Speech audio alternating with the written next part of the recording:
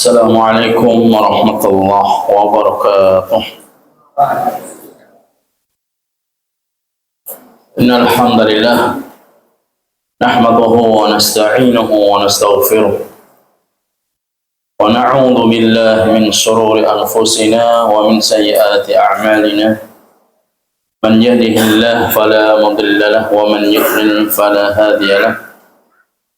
أشهد أن لا إله إلا وحده لا شريك له وأشهد أن محمدا عبده ورسوله. يا أيها الذين آمنوا اتقوا الله حق تقاته ولا تموتن إلا وأنتم مسلمون.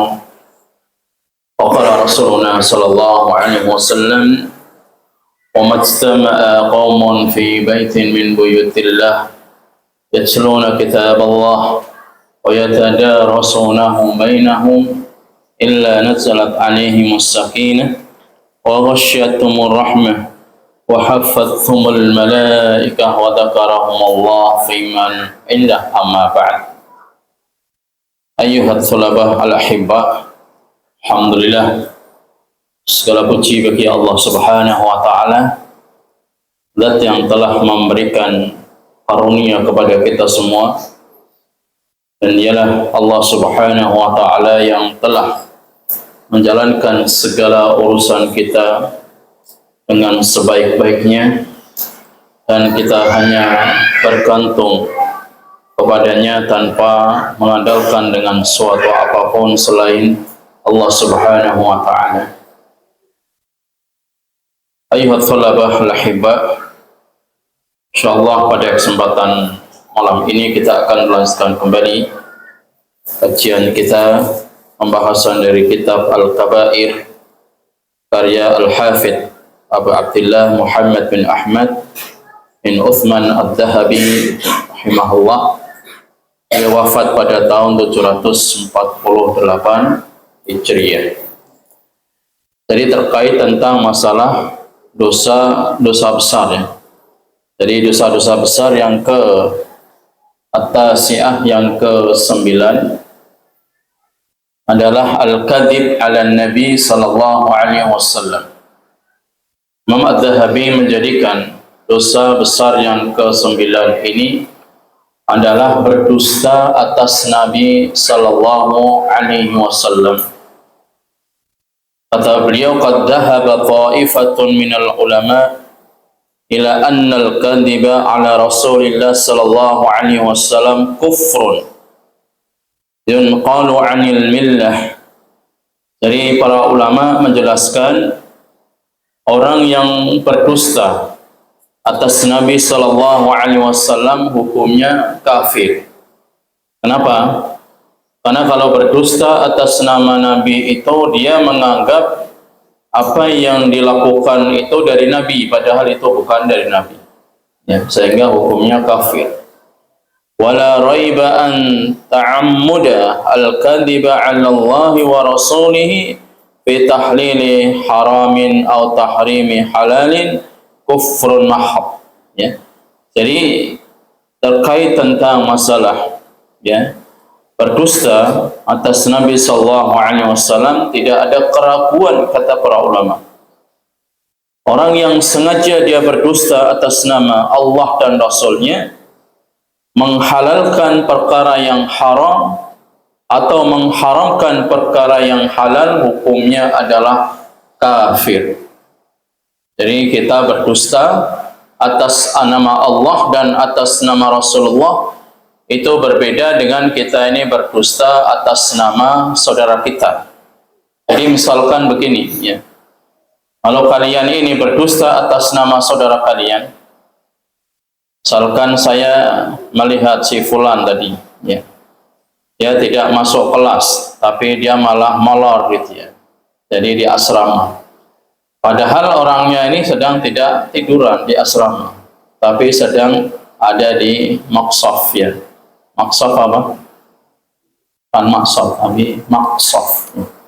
Jadi maqsaf itu artinya kantin, ya.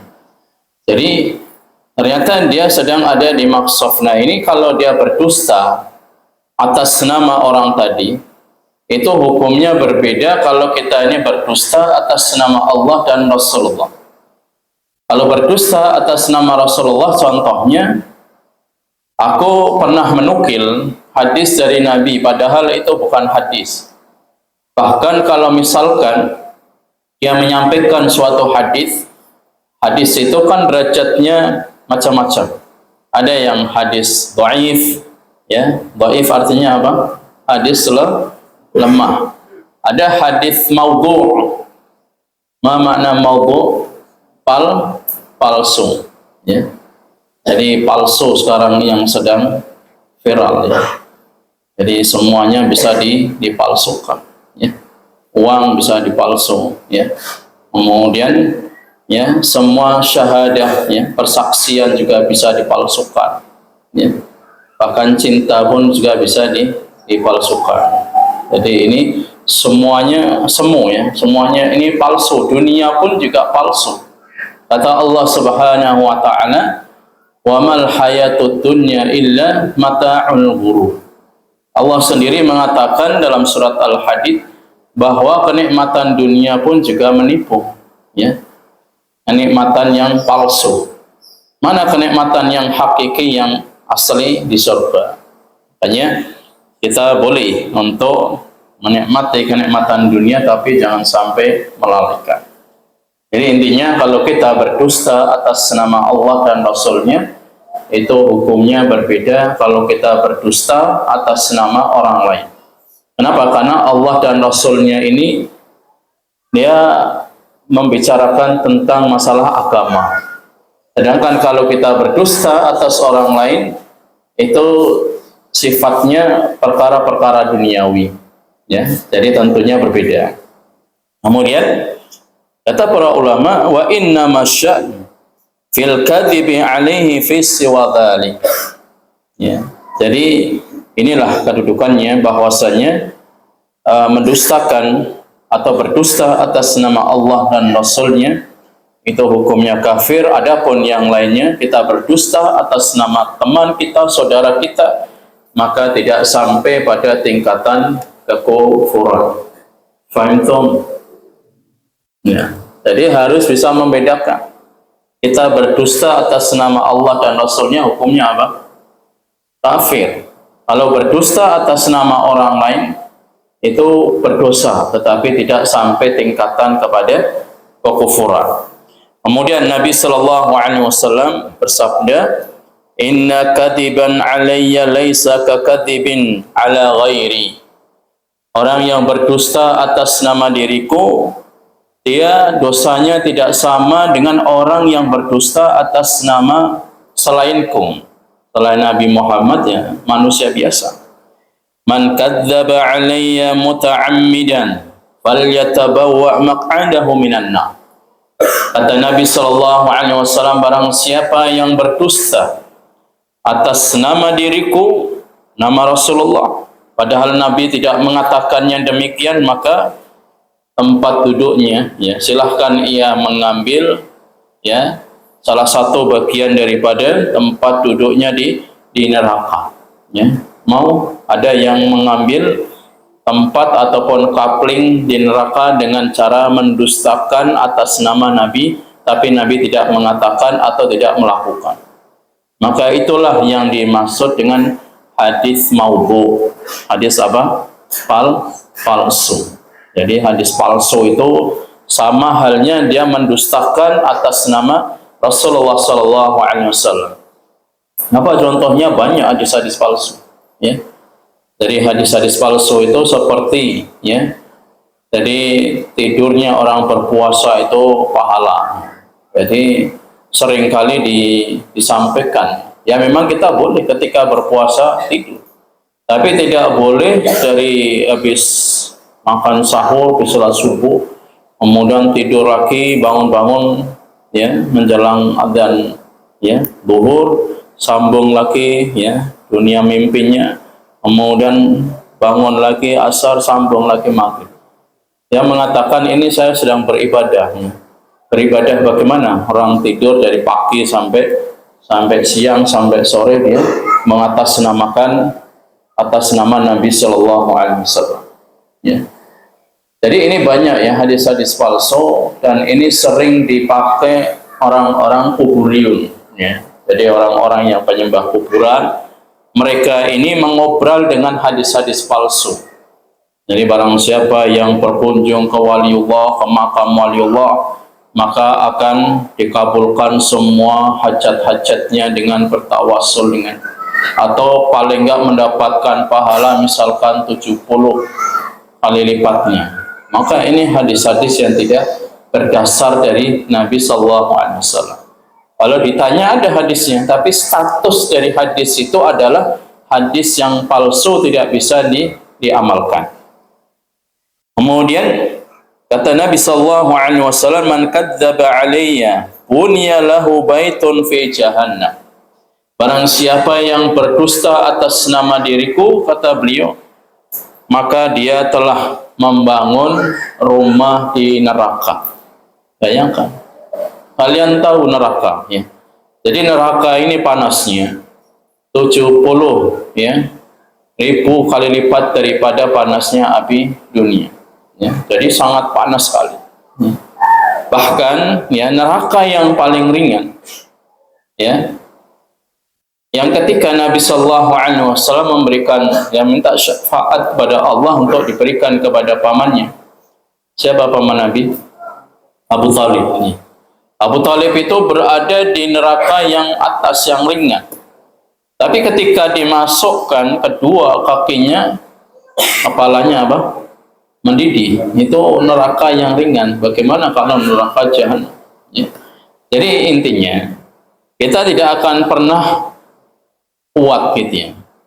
Jangan sampai ada yang berpikiran kan enak ya, masuk neraka bersama para artis misalkan. Nggak bisa seperti itu. Artis yang mana gitu. Jadi di pikiran dunia dengan di akhirat itu berbeda ya. Di akhirat itu neraka itu sangat luas ya. Bahkan ketika para ulama menafsirkan ayat At-Takwir, apa surat yang ayat yang pertama, surat At-Takwir, idza syamsu kuwirat. Jadi ketika pada hari kiamat Allah ini melipat atau ya menggulung ya, matahari. Kemudian ayat berikutnya, wa idza nujumun tatharat, kemudian gugusan bintang-bintang ini berjatuhan. Jadi nanti akan ada hujan meteor ya, bukan hujan air tapi hujan bintang-bintang meteor. Kemudian ayat berikutnya apa? Wa idza jibalu suyirat, kemudian ketika gunung-gunung ini berjalan. Gimana gunung-gunung bisa berjalan? Diambil pasaknya, karena gunung bisa kelihatan kokoh, kuat itu karena ada pasaknya. Jadi kalau pasak diambil oleh Allah, kemudian dia akan ya pada hari kiamat meletus seperti debu yang bertebaran. Kemudian ayat berikutnya, wa idza sya'ul uttilat ya. Jadi ketika apa? Isyaru itu artinya onta. Onta-onta yang sedang bunting dia akan ditinggalkan karena huru-hara yang sangat dahsyat. Intinya di dalam surat At-Takwir ya, itu idza syamsu kuwirat, Allah akan menggulung ya matahari pada hari kiamat, kemudian dilemparkan ke neraka jahanam. Menurut para ulama tafsir seperti Syekh Sa'di Ibnu Katsir, beliau menukil ada dua pendapat. Yang pertama sebagai bahan bakarnya neraka jahanam, jadi matahari itu akan digulung dan dilemparkan ke neraka jahanam. Yang kedua, menunjukkan bahwa matahari yang menjadi simbol sesembahan bagi orang-orang kafir ya, bahkan sampai saat ini kan ada negara yang menyembah matahari. Itu menunjukkan apa? Matahari nanti tidak ada nilainya di sisi Allah Subhanahu wa taala. Padahal kita lihat matahari itu ya, menurut para ilmuwan yang apa dimensinya, besarnya itu sampai 100 kali lipat daripada besarnya bumi. Kemudian jaraknya sampai 100 ya, 150 km. Tapi ini hanya prediksi ya. Kenapa? Karena manusia belum mampu sampai ke matahari, karena belum sampai matahari sudah kebakar gitu. Karena saking panasnya. Intinya bahwa neraka jahanam itu sangat panas gitu ya. Matahari yang dengan planet bumi, dengan bumi ini melintasi 3 planet aja itu panasnya seperti ini, apalagi kalau itu benar-benar neraka jahanam ya. Waliyadzubillah. Jadi intinya kita ini jangan menganggap remeh tentang hadis-hadis Nabi Shallallahu Alaihi Wasallam, terutama hadis palsu. Karena hadis palsu tadi ancamannya adalah neraka. Terus bagaimana solusinya? Solusinya kalau kita ingin menukil hadis Nabi itu dicari takhrijnya. Ada hadis-hadis yang sahih. Kita sampaikan hadis riwayat Imam Bukhari dan Imam Muslim. Insya Allah hadisnya sahih. Kenapa? Karena kitab yang paling sahih setelah kitab suci Al-Quran itu asahhul kutubil musannafah ba'da kitabillah. Jadi kitab yang paling sahih dalam riwayatan hadis setelah Al-Quran adalah riwayat Imam Bukhari. Jadi insya Allah muttafaqun alaih, yang disepakati oleh Imam Bukhari. Itu namanya hadis muttafaq alaih ya. Jadi kemudian kalau misalkan hadis-hadis selain daripada diriwayatkan oleh Imam Bukhari dan Imam Muslim, paling tidak kita harus membaca penjelasan dari para ulama. Apakah hadisnya sahih, atau hadisnya hasan, atau hadisnya dhaif, atau hadisnya maudhu, maka ini sangat bahaya. Jangan sampai kita ini malah mengambil tempat tinggal kita, penghuni di antara neraka gara-gara salah menyampaikan hadis. Ya, kalau Al-Quran ayatnya kan semua bisa dicek. Misalkan kalian menukil satu surat, ya, misalkan dalam surat Al-Isra gitu ya, wa qadha rabbuka alla ta'budu illa iyyah. Kalian bisa langsung dicari dalam surat Al-Isra meskipun tidak hafal ayatnya. Tapi dalam hadis sulit. Hadis yang jumlahnya ribuan hadis, ya. Bahkan dalam Bukhari ya, beliau aja itu hadisnya ada 5.000 ya, yang diriwayatkan juga oleh sahabat Abu Hurairah. Kemudian belum lagi dari sahabat yang lainnya, dari imam yang meriwayatkan yang lainnya. Jadi sangat banyak hadis itu jumlah. Cuman statusnya yang terkadang kita ini tidak mengetahui. Jadi sekali lagi, kalau misalkan kalian menyampaikan satu hadis, maka harus diteliti dulu. Artinya benar-benar status hadis itu apakah sahih, hasan, dhaif atau maudhu. Ini penting sekali. Jangan sampai kita salah menyampaikan hadis, padahal hadis palsu, kemudian disebar ya di media sosial, di Facebook, kemudian di status, kemudian di grup WA dan sebagainya, ternyata hadisnya hadis palsu. Mata berantai terus, di-share kemana-mana, kita menanggung dosa yang orang yang sudah nge-share dari hadis palsu yang kita sampaikan. Bahaya ya. Jadi solusinya sebelum kita menyampaikan hadis, maka kita harus mengetahui status hadis tersebut. Kemudian kata Nabi sallallahu alaihi wasallam, "Man yaqul anni ma lam aqulhu falyatabawa miq'adahu minan nar." Barang siapa yang menyampaikan suatu hadis dariku padahal aku tidak mengucapkan hadis tersebut, maka kata Nabi, silahkan ia mengambil tempat tinggalnya di neraka jahanam. Ya. Jadi perkara yang seolah-olah ringan gitu ya. Kita menyampaikan hadis tapi hadisnya palsu, maka ini akan menyebabkan seseorang masuk ke dalam api neraka jahanam. Kemudian kata beliau, yutba'ul mu'minu ala kulli syai'in ilal khiyanah wal kadhib. Jadi kata Nabi sallallahu alaihi wasallam, ya. Jadi seorang mukmin itu akan catat ala kulli syai', semua atas segala sesuatu kecuali khianat dan dusta. Ya, khianat dan dusta ini tidak ada kebaikan bagi orang yang beriman dan tidak ada suatu catatan yang baik baginya. Ya. Kemudian kata Nabi sallallahu alaihi wasallam, man rawa anni haditsan wa huwa yara annahu kadzib fa huwa ahadul kadzdzabin. Rawahu Ibnu Majah dalam nomor yang ke-40. Barang siapa yang meriwayatkan suatu hadis padahal dia tahu kalau hadis itu adalah hadis palsu, maka dia itu termasuk di antara apa? Orang-orang yang berdusta, ya. Jadi termasuk para kadzab, ya, para dajjal. Dajjal itu menunjukkan sifat pendusta. Jadi kalau orang yang mudah menyampaikan hadis palsu, maka dia itu dianggap sebagai dajjal, karena dajjal itu adalah karakternya adalah pendusta.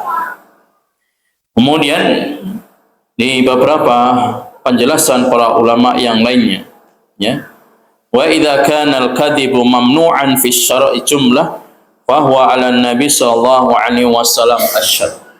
Jadi kalau berdusta, ya, berdusta secara umum ini boleh apa tidak?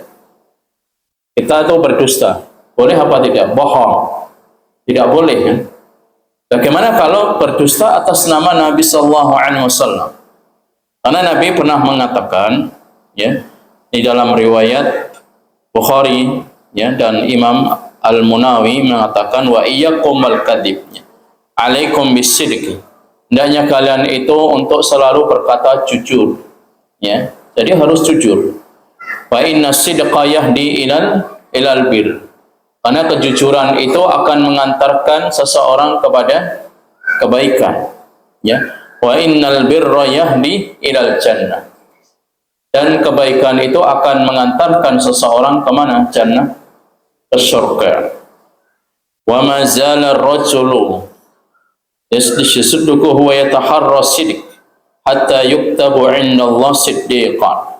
Tidaklah seseorang itu terus berkata dengan kata-kata yang jujur sampai Allah mencatat baginya termasuk orang yang jujur. Kemudian Nabi mengatakan lagi, wa iyyakum wal kadhib, hati-hatilah kalian dengan ucapan-ucapan yang dusta. Karena orang yang biasa bohong, kalau nggak bohong itu lidahnya itu kayak nggak enak gitu, ya. Jadi karena sudah kebiasaan bohong.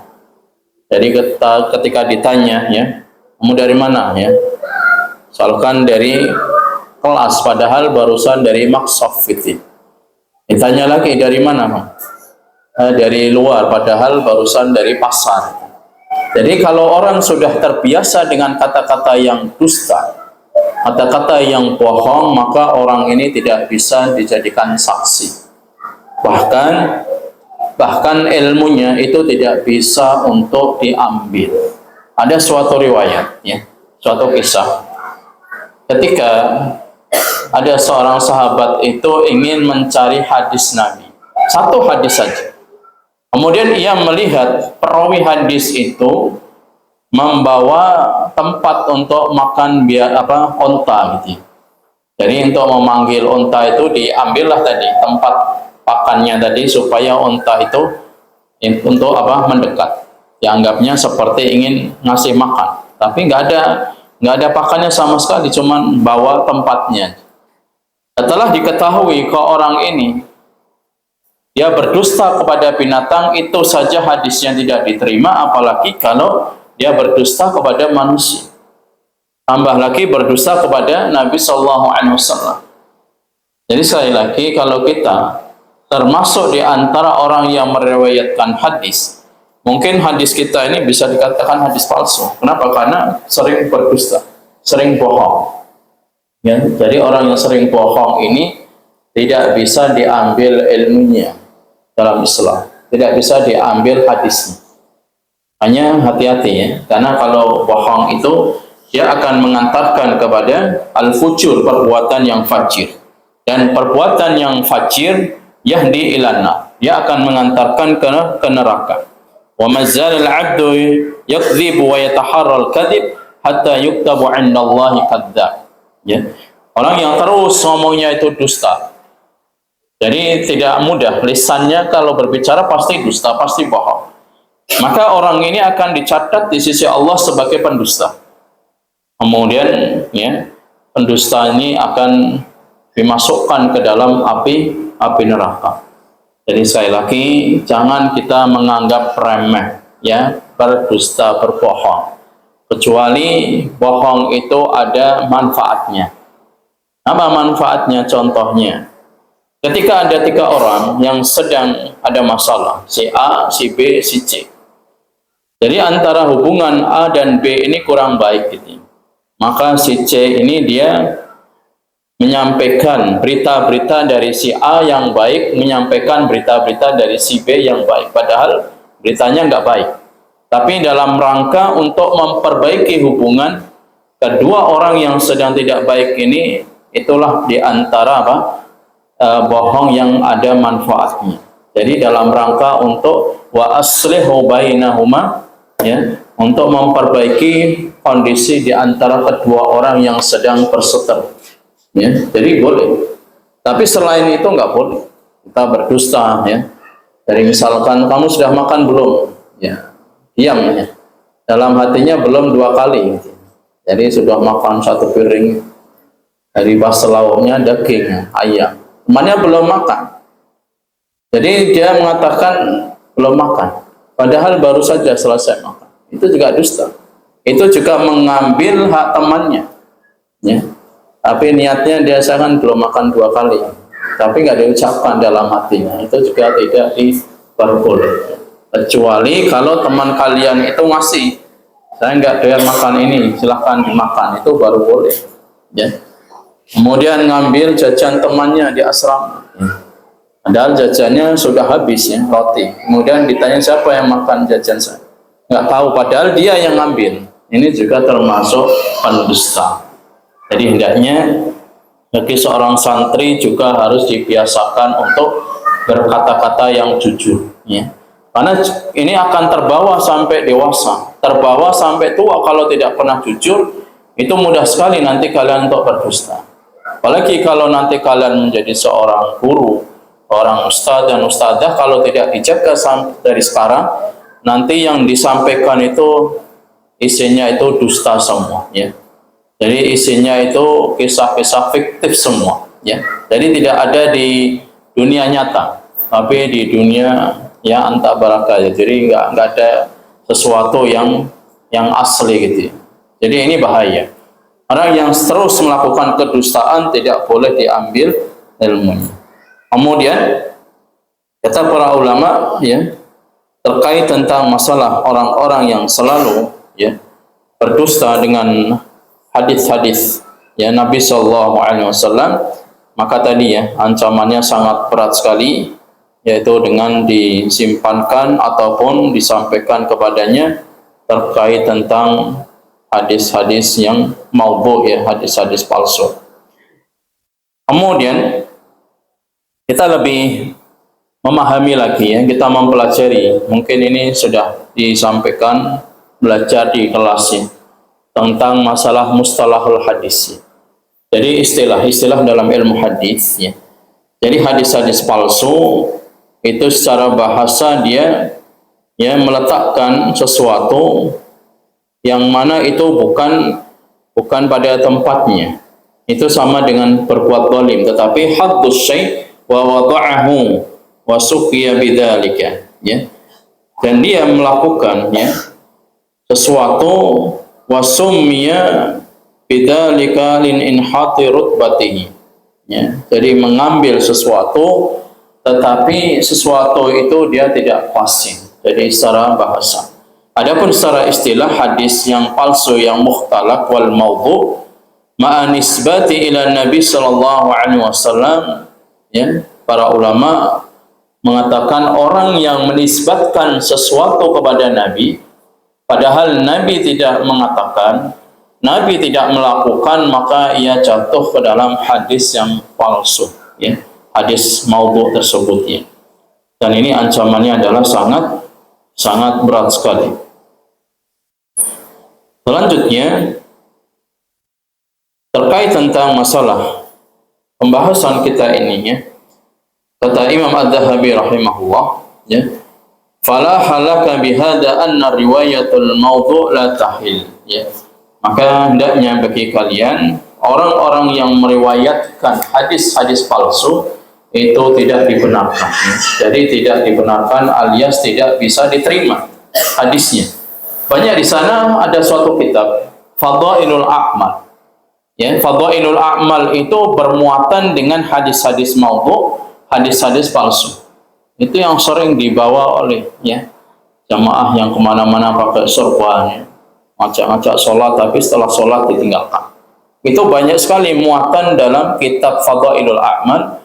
Itu kalau nggak hadis dhaif ya, hadis palsu, ya. Jadi macam-macamnya sangat banyak sekali ya hadis-hadis palsu ini, sehingga kita lebih hati-hati lagi, ya. Kita hati-hati. Kalau kita nggak tahu tentang status hadis, kita tanya. Karena itu adalah perintah dari Allah Subhanahu wa taala, "Fas'alu ahla dzikri in kuntum la ta'lamun."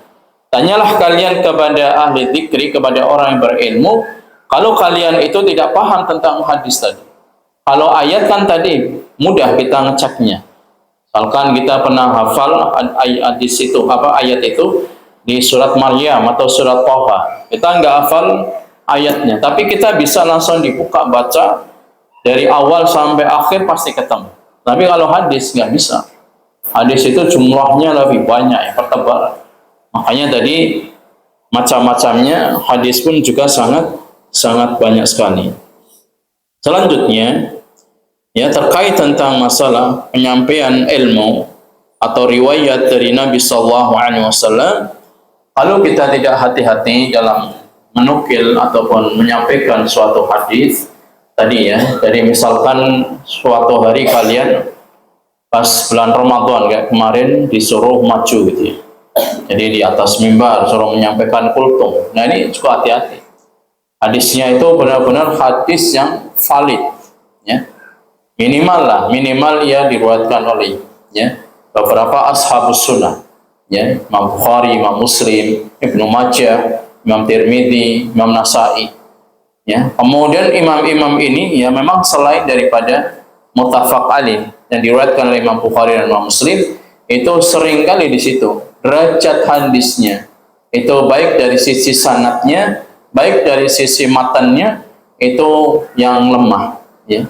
Dan ini harus kita belajar memang, ya. Penting sekali belajar ilmu hadis itu supaya apa? Supaya kita ini mengetahuinya. Meskipun para ulama seperti Syekh Albani itu punya kitab silsilah al-ahadits dhaifah, silsilah al-ahadits shahihah. Jadi beliau ini punya kompilasi, punya himpunan hadis-hadis yang sahih dan hadis-hadis yang dhaif. Jadi kita dimudahkan. Atau nanti suatu saat kalian bisa melanjutkan ke jenjang berikutnya. Kalau sudah kuliah, ya, kuliah Islam, jamiah Islamiyah atau dimanapun, itu nanti ada yang namanya maktabah syamilah. Jadi maktabah syamilah ini cara kita untuk membuka maktabah perpustakaan melalui digital. Kita tahu, kita cek, misalkan hadis, ya, innamal a'malu binniyat, kita tulis. Itu nanti akan muncul semua, ya, referensinya, periwayatannya, sanad matannya dan rawi-rawinya, insya Allah mudah. Itu nanti, ya, kalau saat ini kalian baru belajar dulu, ya, tentang masalah hadis-hadis. Jadi penting sekali, ya. Jadi sekali lagi kita untuk lebih hati-hati dalam menyampaikan hadis-hadis dari Nabi, karena itu apa, ya, konsekuensinya sangat fatal kalau kita salah. Meskipun kita ini tidak sengaja, tapi fatal, ya. Akibatnya fatal. Kenapa? Karena jaminannya adalah masuk ke dalam neraka wal'iyadzubillah. Ini yang bisa kita sampaikan, ya, tentang al-kabirah, ya, dosa-dosa besar yang ke-9, larangan berdusta atas nama Allah dan Rasulnya. InsyaAllah di kesempatan akan datang kita masuk al-kabiratul ashirah, dosa besar yang ke-10, iftaru Ramadan bila udhrin wala rukhsah. Dia membatalkan puasa di bulan Ramadan tanpa udhur dan juga tanpa adanya rukhsah. Ini juga penting sekali, ya.